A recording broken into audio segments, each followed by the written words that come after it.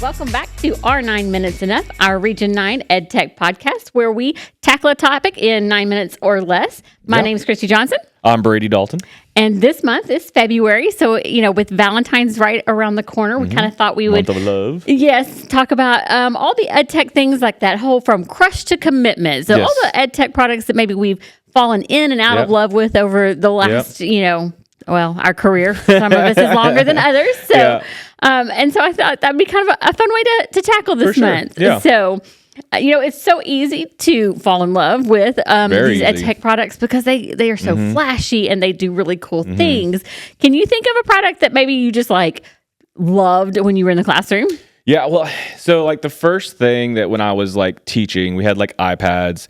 No one really knew what to do with them. And honestly, it really was Google Classroom was the first thing that I loved.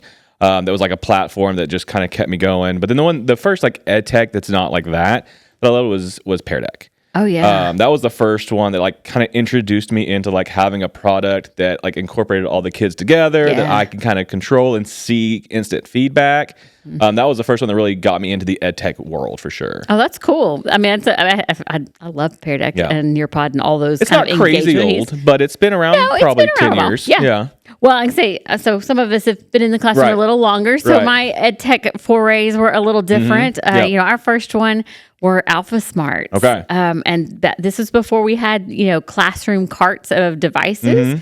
We'd have these little Alpha Smarts. And for those of you who are a little younger than me, it was just a typing device essentially. And you could literally had to connect it to a teacher computer to get whatever the kids typed into whatever platform you were using, Microsoft Word, so they could I think. Change their mind. If they're I want to rethink this. Well, they could, but they'd have to just spam the delete button. Okay. Yeah, they could. It was 3 lines, 3 or 4 lines at a time. But they could see the rest of the lines, and they could see them, but they would have to scroll. So it was not like a click and touch type of situation.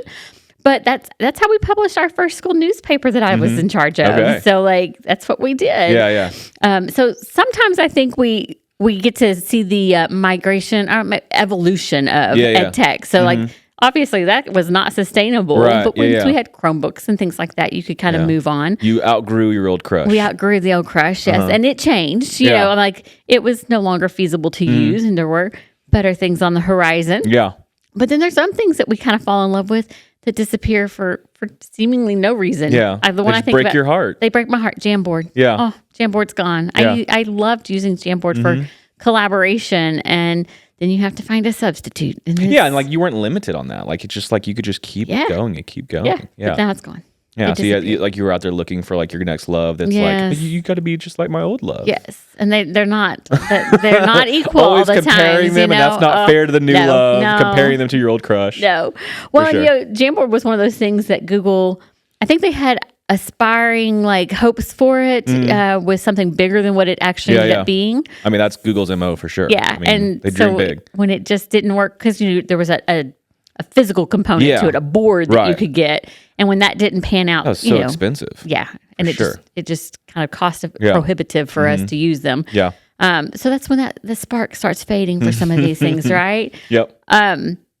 I think EdTech, though, our spark fades a lot. It burns bright and then it fades quick. Yes. And there's some reasons for that. Yeah. I mean, I think there's some good reasons. Sometimes it is a matter of we just don't get trained enough. We don't know the tool well enough to keep using it. We know the one cool thing it does, and that's it. Well, it's you get really excited because someone who has invested their time and they're really close in that connection with that product, right? They've got years of relationship that they built with it, that they can make it seem really amazing because they know it well. Yeah. And so when you go into it with that same expectation, but you don't have that experience with it, then you don't have that same excitement that they do. Well, and I think teacher to teacher, I learned to do something really cool with it, and I share that with you. Well, now you know my little piece of knowledge. Yeah. But you don't know the rest. Yeah. So we end up with bits and pieces of knowledge about a product. And I think that can kind of make things fade a little quicker. Kind of like speed dating. It is like speed dating. So you kind of meet someone just for a second and you're making a quick decision really quick that might not be what you expected it to be. Absolutely. Absolutely. Well, and then I think some things kind of lead to that disconnect between an EdTech tool and us. So many tools, they change their pricing structure. They do. Freemium is really cool until they take it away from you. Yeah. Yeah, it's like you go out on the date for the first time and they buy you the steak dinner and all that stuff.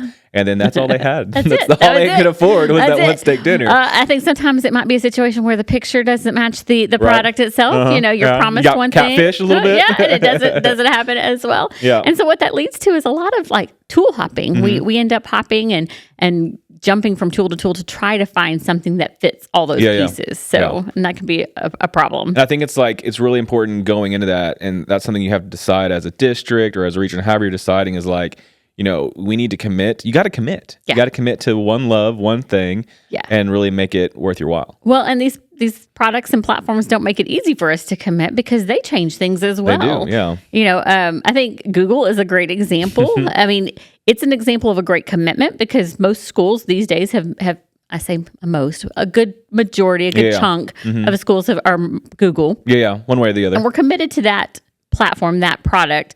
But within that, it changes and the features change. And, you know, I think you were talking about Google Plus the other day. Like, where did it go? Yeah. And I love that. Like, it was a great place where I was trying to create like a community for us. And it's like, once you really get it going is when you have to pull back like, hey guys, this is going away here.